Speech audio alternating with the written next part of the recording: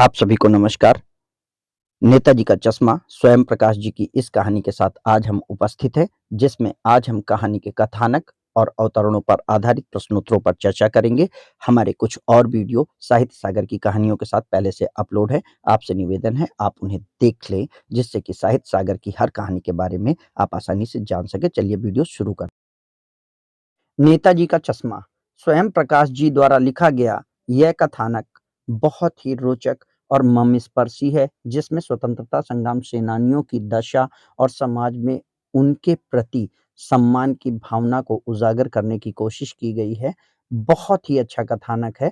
ध्यान रखें और सही से पढ़ें तो समझ में आएगा कि वास्तव में कैप्टन चश्मे वाले का नाम कैप्टन क्यों पड़ा और क्यों आखिर सरकंडे के चश्मे को देख करके हालदार जी के आँखों में आँसू आ गए। तो कथानक को पढ़ते हैं। हालदार को साहब को 15वें दिन कंपनी के काम के सिलसिले में उस कस्बे से गुजरना पड़ता था। कस्बा बहुत बड़ा नहीं था, जिसे पक्का मकान कहा जा सके। यानी जिसे पक्का मकान कहा जा सके, ऐसा कुछ नहीं था। वैसे कुछ ही मकान थे जिन्हें बाज़ार कहा जा सके, वैसा एक बाज़ार भी था। कस्बे के लड़कों का एक स्कूल था, लड़कियों का एक सीमेंट का छोटा-सा कारखाना था। मतलब एक लड़कियों का स्कूल था, एक लड़कों का स्कूल था, सीमेंट का एक छोटा कारखाना था, 2 ओपन एयर सिनेमा घर थे, 1 ठो नगर पालिका थी। ठो मतलब एक नगर पालिका थी तो कुछ न कुछ करती भी रहती थी। कभी कोई सड़क पक्की करवा दी, तो कभी कुछ पेशाब घर बनवा दिए, कभी कबूतरों की छतरी बनवा दी, तो कभी-कभी सम्मेलन करवा दिया। यानी नगर पालिका जो थी, वो छोटे-छोटे काम करवाती रहती थी। इसी नगर पालिका के किसी उत्साही बोर्ड या प्रशासनिक अधिकारी ने एक बार शहर के बाजार के मुख्य चौराहे पर नेताजी सुभाष चंद्र बोस की संगमरमर की एक प्रतिमा लगवा दी। पूरी की पूरी कहानी सुभाष चंद्र बोस की इस संगमरमर की प्रतिमा पर आधारित है। यह कहानी उसी प्रतिमा के बारे में है, बल्कि उसके भी एक छोटे हिस्से के बारे में। हम पूरी मूर्ति की चर्चा नहीं करेंगे, केवल मूर्ति के चश्मे के बारे में चर्चा होगी। पूरी बात तो अब पता नहीं, लेकिन लगता है देश के अच्छे मूर्तिकारों की जानकारी होने और अच्छी मूर्ति की लागत का अनुमान और उपलब्ध बजट से कहीं बहुत ज़्यादा होने के कारण, मतलब पहले बोर्ड के नगर पालिका के बोर्ड के सदस्यों ने एक अच्छी मूर्ति लगवाने की बात कही होगी, लेकिन जब उनको फाइनली बजट पता चला होगा, तो उन्होंने सोचा होगा किसी लोकल के कलाकार से मूर्ति बनवा लेते हैं। तो बोर्ड की शासनावधि समाप्त होने की घड़ियों में किसी स्थानीय कलाकार को ही अवसर देने का निर्णय किया गया होगा, यानी उससे मूर्ति बनवाने की बात करी गई होगी।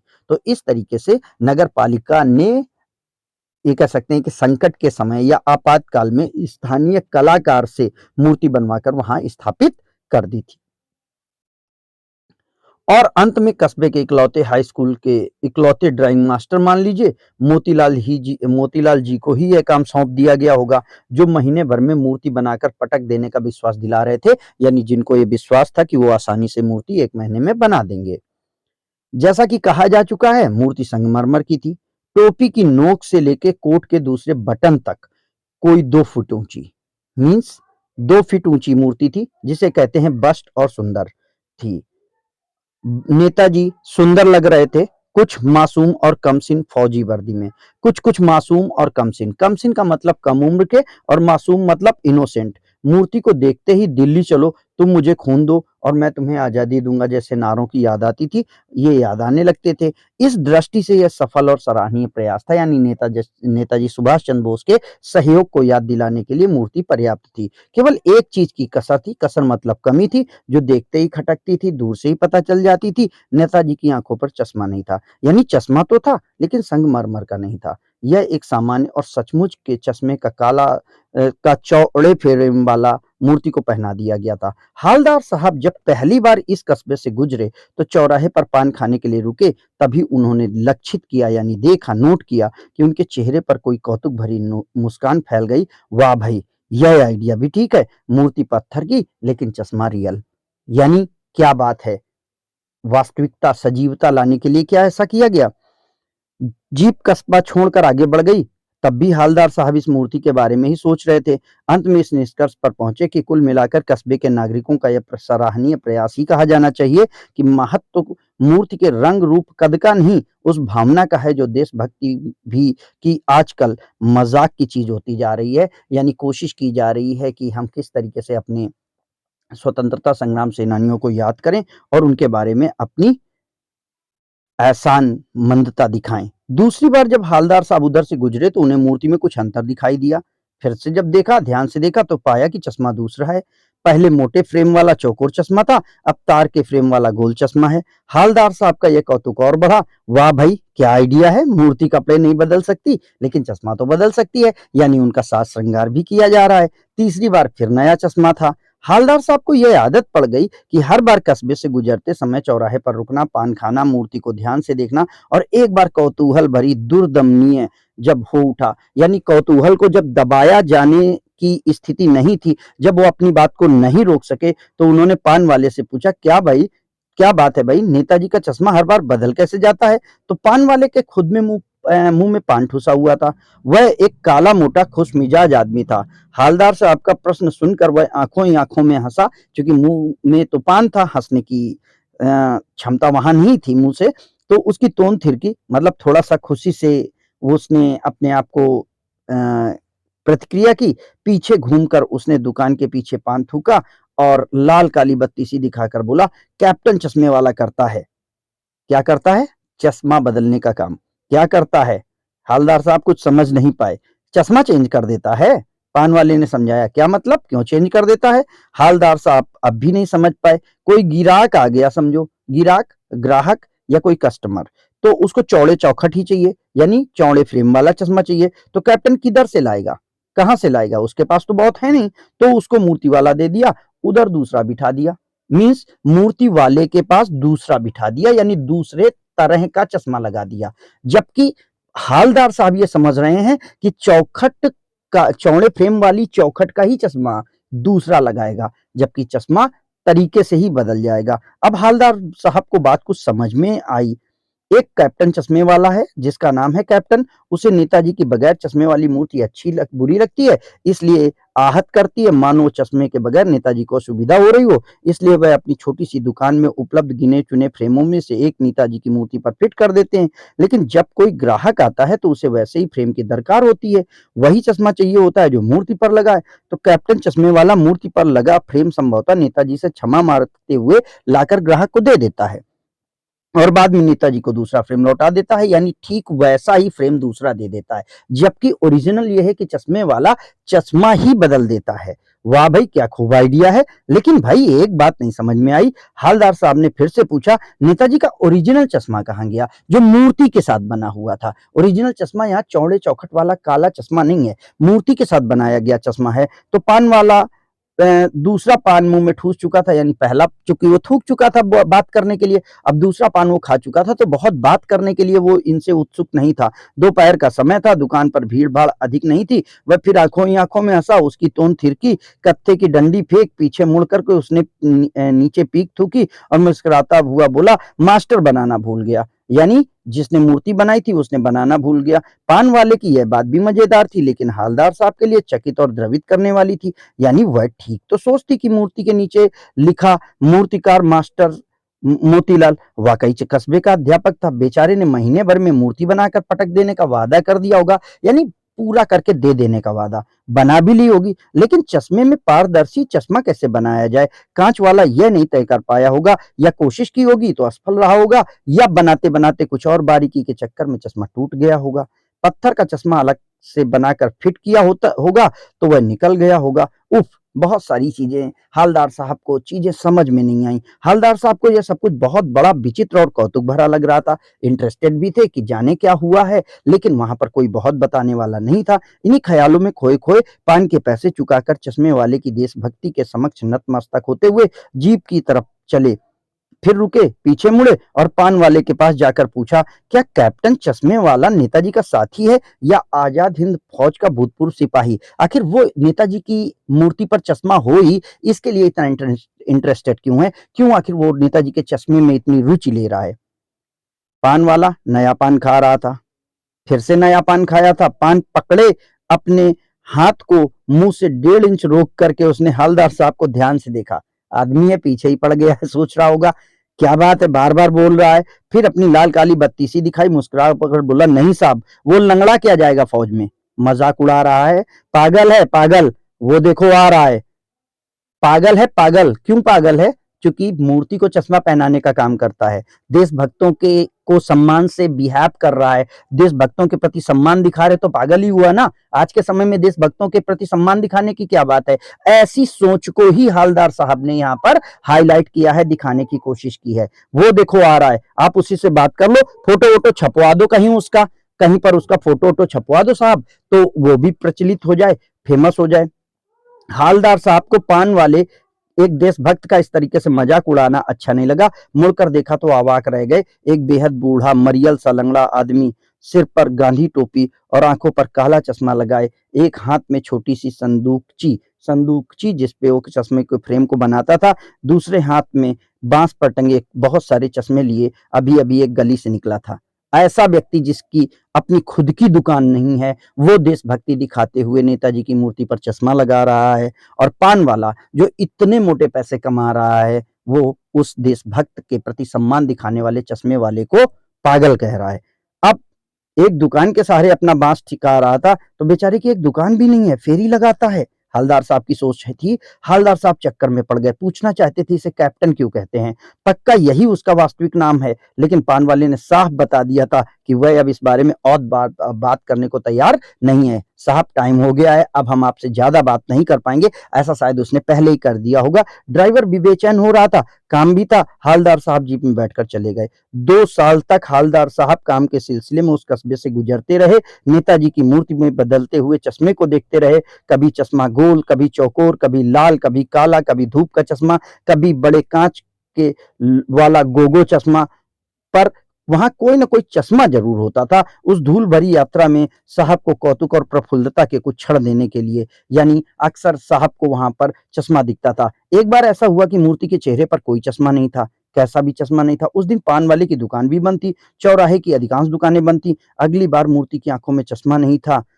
हालदार साहब ने पान खाया, पान वाले से पूछा, भाई क्यों, क्या बात है, आज तुम्हारे नेताजी की आंखों पर चश्मा नहीं है? पान वाला उदास हो गया, उसने पीछे मुड़कर देखा, मुंह का पान नीचे थूका, सिर झुकाकर बोला, अपनी धोती से सिरे को पोंछते हुए बोला, साहब कैप्टन मर गया।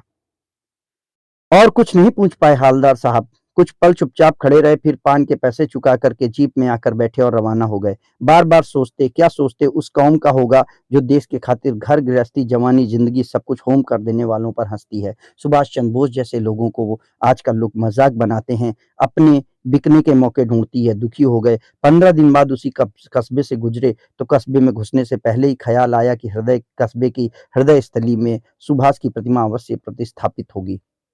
मूर्ति तो वहीं होगी, लेकिन सुभाष की आंखों पर चश्मा नहीं होगा, क्योंकि मास्टर बनाना भूल गया था। पर कैप्टन मर गया था। आज वहां रुकेंगे नहीं, पान भी नहीं खाएंगे, मूर्ति की तरफ देखेंगे भी नहीं, सीधे निकल जाएंगे।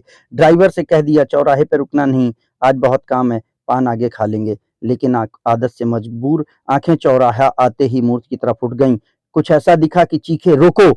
जीप में स्पीड थी, ड्राइवर ने जोर से ब्रेक मारी। रास्ता चलते लोग देखने लगे कि जीप क्यों रुकी। जीप रुकते रुकते हवलदार साहब जीप से कूद कर तेज कदमों से मूर्ति की तरफ लपके और ठीक सामने जाकर अटेंशन की मुद्रा में खड़े हो गए। मूर्ति की आंखों पर सरकंडे से बना एक छोटा सा चश्मा रखा हुआ था, जैसा बच्चे बना लेते हैं। हालदार साहब भावुक हैं, इतनी बात पर उनकी आंखें भर आईं कि वास्तव में कुछ तो जज्बा शायद बच्चों में नहीं रहा होगा, जिसमें उन्होंने मूर्ति को बिना चश्मे से देख करके अपनी क्षमता अनुसार सरकंडे का चश्मा बना करके नेताजी सुभाष चंद्र बोस की मूर्ति पर रख दिया है। धन्य हैं ऐसे बच्चे, और सोचने वाली बात है उस पीढ़ी पर जो मूर्ति के लिए इतना भी नहीं कर सकती। कहानी का उद्देश्य क्या है? कहानी का उद्देश्य यह स्पष्ट करना है कि देश के सभी छोटे बड़े व्यक्ति, यहाँ तक कि बच्चे भी देशभक्ति की भावना से ओतप्रोत होते हैं, और सभी अपने अपने तरीकों से, सामर्थ्य से देश निर्माण में सहयोग देते हैं। हमें किसी के तुच्छ योगदान का उपहास नहीं करना चाहिए। विशेष टिप्पणियां, मतलब वे अर्थ जो इस कहानी में आए हैं, स्थानीय, किसी स्थान विशेष का लोकल व्यक्ति, प्रशासनिक अधिकारी, प्रशासन देखने वाला, एडमिनिस्ट्रेटिव ऑफिसर, सराहनीय, जो सराहना करने के योग्य हो, प्रेजवर्दी, जिसकी हम तारीफ कर सकें, उआपो, अनिश्चय की स्थिति, जिसके मन में उत्पन्न होने वाला तर्क, रीजनिंग, दुर्दमनीय, जिसे दबाया ना जा सके, दबाना कठिन हो, इम्प्रेग्नेबल, बत्तीसी, दांतों की पंक्ति के लिए आता है, भावों के वशीभूत होने वाला, सेंटिमेंटल, सरकंडा, बिलो के वृक्ष का पार्ट, पारदर्शी, जिसके आर पार दिखाई दे, ट्रांसपेरेंट, होम कर देना, बलिदान कर देना, कत्था, खैर की छाल का सत जो पान में लगाया जाता है, जिसको पान के साथ खाते हैं। कहानी के 20 स्मरणीय बिंदु क्या हैं? हालदार साहब को हर 15वें दिन एक कस्बे से कंपनी के काम से गुजरना पड़ता था। कस्बा कुछ बड़ा नहीं था, लेकिन कुछ ही पक्के मकान, 2 सिनेमा घर, एक बाजार, लड़के लड़कियों के स्कूल, सीमेंट का कारखाना तथा नगरपालिका थी। नगरपालिका कस्बे में कुछ न कुछ काम करवाती रहती थी। इसी नगरपालिका द्वारा कस्बे के मुख्य बाजार के चौराहे पर नेताजी की, सुभाष चंद्र बोस की संगमरमर की मूर्ति लगवाई गई थी। मूर्ति बनाने का काम वहां के हाई स्कूल के मोतीलाल जी को दिया गया। नेताजी फौजी वर्दी में थे। नेताजी की मूर्ति पर संगमरमर का चश्मा नहीं था, जिसकी वजह सचमुच के काले चश्मे का फ्रेम मूर्ति को पहना दिया गया था। मूर्ति को देख करके हालदार साहब बोले, वाह भाई, क्या खूब आइडिया है। मूर्ति पत्थर की और चश्मा रियल। दूसरी बार हालदार साहब ने मूर्ति का चश्मा बदला हुआ देखा। तीसरी बार भी नया चश्मा था। हालदार साहब एक चौराहे पर रुक कर पान खाया करते थे। उन्होंने पान वाले से इस मूर्ति के चश्मे बदले जाने के संबंध में पूछा। पान वाले ने बताया, कैप्टन चश्मे वाला यह काम करता है। उसने बताया कि जब कोई ग्राहक मूर्ति पर लगे फ्रेम वाला चश्मा कैप्टन चश्मे वाले से मांगता है, तो कैप्टन मूर्ति का फ्रेम का चश्मा उतार कर उसे देता है और दूसरा फ्रेम वहां लगा देता है। जब हालदार साहब ने उससे ओरिजिनल की बात पूछी, तो उसने बताया कि मास्टर बनाना भूल गया। हालदार साहब ने कैप्टन चश्मे वाले का नाम पूछा कि क्या वह नेताजी का साथी है, आजाद हिंद फौज का भूतपूर्व सिपाही है, कौन है? इस प्रश्न के उत्तर में पान वाले ने कैप्टन को लंगड़ा और पागल कहकर उपहास किया। हालदार साहब को यह अच्छा नहीं लगा। जब हालदार साहब ने चश्मे वाले को देखा, तो पाया कि वह बूढ़ा, मरियल, लंगड़ा सा आदमी था जो फेरी लगाकर चश्मे बेचता है। एक दिन हालदार साहब ने देखा कि मूर्ति की आंखों पर कोई चश्मा नहीं था। पूछने पर पता चला कैप्टन चश्मे वाला मर गया है। 15 दिन बाद जब वे उस कस्बे से गुजरे, तो उन्होंने देखा कि मूर्ति की आंखों पर सरकंडे का छोटा सा चश्मा रखा हुआ है, जैसा बच्चे बना लेते हैं। यह देख करके उनकी आंखें भर आईं। अब अवतरणों पर आधारित प्रश्नोत्तरों पर चर्चा की जाएगी। हालदार साहब को 15वें दिन कंपनी के काम के सिलसिले में उस कस्बे से गुजरना पड़ता था, यानी महीने में 2 बार। कस्बे की क्या विशेषताएं थी? कस्बा बहुत बड़ा था, जिसमें लड़कों और लड़कियों का एक स्कूल था, एक सीमेंट का छोटा कारखाना था, 2 ओपन एयर सिनेमा घर थे और एक नगरपालिका थी। नगरपालिका भी कुछ ना कुछ करती रहती थी। स्पष्ट कीजिए, नगरपालिका थी तो कुछ ना कुछ करती रहती थी। कभी कोई सड़क पक्की करवा दी, कभी कुछ पेशाब घर बनवा दिए, कभी कबूतरों की छतरी बनवा दी, तो कभी कब सम्मेलन करवा दिया। इस प्रकार कुछ ना कुछ काम होता रहता था। सुभाष चंद्र बोस की प्रतिमा किसने लगवाई? उसने बनाने का काम किसे सौंपा गया और क्यों? नगरपालिका के किसी उत्साही बोर्ड या प्रशासनिक अधिकारी ने शहर के मुख्य बाजार के चौराहे पर सुभाष चंद्र बोस जी की प्रतिमा लगवाई थी, क्योंकि वह प्रतिमा नगरपालिका के द्वारा स्वतंत्रता संग्राम सेनानियों के प्रति सम्मान को व्यक्त करने का एक साधन था। नेताजी की मूर्ति की क्या विशेषताएं थी? मूर्ति में किस प्रकार की चश्मे की कमी थी? तो मूर्ति संगमरमर की थी। टोपी की नोक से कोट के दूसरे बटन तक कोई 2 फुट ऊंची थी, जिसे बस्ट कहते थे, और सुंदर प्रतिमा थी। नेताजी सुंदर लग रहे थे। कुछ मासूम, कुछ कमसिन, यानी यंग एज के, फौजी वर्दी में थे। मूर्ति को देखते ही दिल्ली चलो, तुम मुझे खून दो, मैं तुम्हें आजादी दूंगा जैसे नारे याद आते थे। नेताजी की मूर्ति में एक चीज की कमी थी, जो देखते ही खटकती थी, कि नेताजी की आंखों पर चश्मा नहीं था। यानी चश्मा तो था, लेकिन संगमरमर का नहीं था। दूसरा पैराग्राफ, क्या मतलब, क्यों चेंज कर देता है? हालदार साहब अभी भी समझ नहीं पाए। पान वाले से बात कर रहे हैं। पान वाले ने कैप्टन चश्मे वाले द्वारा नेताजी की मूर्ति का चश्मा चेंज करने के संबंध में क्या बताया? कैप्टन ने बताया कि कैप्टन चश्मे वाला मूर्ति का चश्मा चेंज कर देता है, क्योंकि जब ग्राहक को वैसा ही चश्मा चाहिए होता है, तो कैप्टन मूर्ति का चश्मा उतार कर उसे दे देता है और दूसरा चश्मा वहां लगा देता है। पान वाले की बात सुनकर हालदार साहब को कौन सी बात समझ में नहीं आई? पान वाले की बात सुनकर हालदार साहब को चश्मे बदले जाने का कारण समझ में नहीं आया, क्योंकि उन्होंने पूछा कि नेताजी का ओरिजिनल चश्मा कहाँ है। पान वाले ने हालदार साहब की बात का क्या जवाब दिया, और उसका उत्तर और हालदार साहब के लिए अलग किस प्रकार से था, मतलब दोनों का अर्थ अलग अलग कैसे था? तो पान वाले ने हालदार साहब को बताया कि कैप्टन चश्मे वाला नेताजी का चश्मा चेंज करता है, उसको ग्राहक को दे देता है जिसको वैसा ही चश्मा चाहिए, मूर्ति को दूसरा चश्मा लगा देता है, जबकि हालदार साहब को यह बात समझ में नहीं आई कि चश्मे वाला इमरजेंसी के कारण चश्मा बदलता है, बाद में वैसा ही चश्मा लगाता है। यानी सेम चश्मा मूर्ति को लगाया जाता है, जबकि पान वाला कह रहा था कि दूसरे तरह का लगा दिया जाता है। मूर्ति बनाने के संबंध में हवलदार साहब के मन में किस प्रकार के भाव जागृत हुए? मूर्तिकार मास्टर मोतीलाल वाकई कस्बे के मास्टर साहब थे, जिन्होंने 1 महीने में मूर्ति बनाकर पटक देने का वादा पूरा किया होगा, यानी बना दिया होगा, लेकिन पारदर्शी चश्मा ना बना पाया होगा। यह चश्मा बनाते समय महीन नक्काशी के कारण चश्मा टूट गया होगा। इस प्रकार मूर्तिकार के प्रति सम्मान के भाव जागृत हुए। तीसरा पैराग्राफ, नहीं साहब, वो लंगड़ा क्या जाएगा फौज में, पागल है पागल। देखो वो आ रहा है, आप उसी से बात कर लो और फोटो वोटो छपवा दो कहीं उसका। हालदार साहब को पान वाले की कौन सी बात अच्छी नहीं लगी। हालदार साहब को पान वाले द्वारा एक देशभक्त यानी कैप्टन का मजाक उड़ाया जाना अच्छा नहीं लगा, क्योंकि देश की गरिमा और उसकी रक्षा करने वाले लोगों का सम्मान किया जाना चाहिए। सेनानी न होने के बावजूद भी चश्मे वाले ने कैप्टन क्यों कहा जाता था, सोच कर लिखिए। चश्मे वाला सेनानी न होने पर भी नेताजी को पसंद करता था, उनकी मूर्ति पर चश्मा लगा दिया करता था, इस कारण लोग उसे कैप्टन कहते थे। चश्मे वाले को देखकर हालदार साहब अवाक क्यों रह गए? चश्मे वाले का परिचय दीजिए। चश्मे वाला बेहद बूढ़ा, कमजोर, मरियल सा एक व्यक्ति था, जो आंखों में काला चश्मा, सर पर गांधी टोपी पहनता था। उसके हाथ में एक छोटी सी संदूकची होती थी, जो दूसरे हाथ में बांस में लगे चश्मे थे।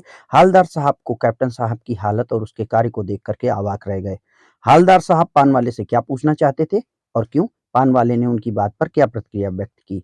हालदार साहब पान वाले से पूछना चाहते थे कि चश्मे वाले का वास्तविक नाम क्या है, इसे कैप्टन क्यों कहते हैं, लेकिन पान वाले ने पहले ही बता दिया था कि वह अब इस विषय पर कोई बात करना नहीं चाहता है। इस तरीके से पान वाले ने हालदार साहब की बात का नकारात्मक जवाब दिया या नकारात्मक प्रतिक्रिया व्यक्त की। बार बार सोचते क्या होगा उस कौम का, जो देश के खातिर घर गृहस्थी, जवानी और जिंदगी सब कुछ होम कर देने वालों पर हंसती रहती है और अपने बिकने के मौके ढूंढती है। ये पान वाले के जवाब के बाद हालदार साहब की सोच थी और उनकी अपनी मनोदशा थी। उपर्युक्त कथन का आशय स्पष्ट कीजिए। हालदार साहब दूसरों के प्रति लोगों के भाव देखकर दुखी थे, क्योंकि कैप्टन सुभाष चंद्र बोस जैसे महापुरुषों के विषय में पान वाले के उत्तर वे सुन चुके थे। स्वतंत्रता संग्राम में सब कुछ न्यौछावर कर देने वालों को समाज में कोई सम्मान नहीं देता। पान वाला खुद भी कुछ नहीं कर रहा था और चश्मे वाले का कैप्टन का मजाक उड़ाता था, चूंकि वो मूर्ति पर चश्मे लगाने का काम करता था। हालदार साहब को कैप्टन चश्मे वाला देशभक्त क्यों लगा, स्पष्ट करिए। हालदार साहब को चश्मे वाला देशभक्त लगा क्योंकि कम से कम वह जानता था कि नेताजी चश्मा लगाते थे, इसलिए वह मूर्ति पर एक चश्मा लगा दिया करता था, यानी नेताजी की मूर्ति की रक्षा करता था, उसका सम्मान करता था। 15 दिन बाद जब हालदार साहब उस कस्बे से गुजरे तो उनके मन में कौन से विचार आ रहे थे? 15 दिन बाद जब उस कस्बे से गुजरे तो घुसने से पहले ही ख्याल आया कि कस्बे की हृदय स्थली में सुभाष की प्रतिमा अवश्य होगी, लेकिन सुभाष की आंखों पर चश्मा नहीं होगा, क्योंकि मास्टर बनाना भूल गया और कैप्टन मर गया। आज वहां रुकेंगे नहीं, पान भी नहीं खाएंगे, मूर्ति की तरफ देखेंगे भी नहीं, सीधे निकल जाएंगे। ड्राइवर से भी कह दिया चौराहे पे रुकना नहीं, आज बहुत काम है, पान आगे खा लेंगे। चौराहे पर रुकते हुए हालदार साहब क्यों भावुक हो गए और क्यों? मूर्ति की आंखों पर सरकंडे से बना छोटा सा चश्मा रखा हुआ था, जैसा बच्चे बना लेते हैं। हालदार साहब यह देखकर भावुक हो गए कि कम से कम बच्चों ने मूर्ति में चश्मा लगा दिया है। इतनी सी बात पर उनकी आंखें भर आईं। धन्यवाद दोस्तों। अगर वीडियो आपको अच्छा लगा हो, कृपया इसे लाइक करें, सब्सक्राइब करें और साहित्य सागर से रिलेटेड अन्य कहानियों के प्रश्नोत्तर के लिए पहले से अपलोडेड वीडियोस को आप देख सकते हैं। चैनल के साथ बने रहें। धन्यवाद।